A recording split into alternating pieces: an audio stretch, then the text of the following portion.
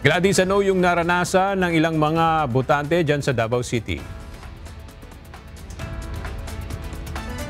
Aga sa ilang mga botante na nakausap natin dito sa Daniel R. Aguinaldo National High School, may ilang mga senior citizen na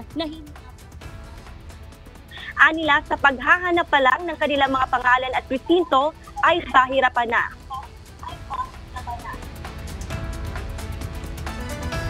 Kung hindi nila makita ang kanilang pangalan sa nakahadang printout sa entrance area, ay kailangan pa nilang maghintay upang hanapin ang kanilang detalye online. Reklamo din ng ilan na hindi gaanong sanay ang ilang tumutulong sa kanila kaya mas bumabagal ang proseso. Dahil sa ilang insidenteng tulad nito, may mga clustered precincts ngayon na talagang may pila na tinitiis muna ang tumayo, mag-antay at mabilad sa init ng halos ilang oras.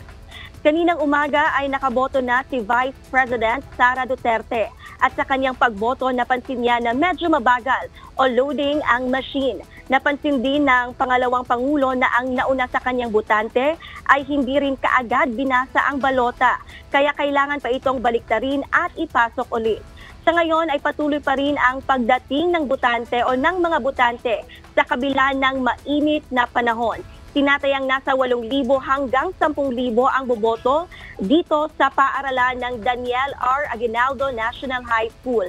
At paalala sa mga botante, bawal ang pagdadala ng mga malalaking bag o backpack at iwasan ding dalhin ang kanilang mga anak para hindi na maantala sa kanilang pagboto.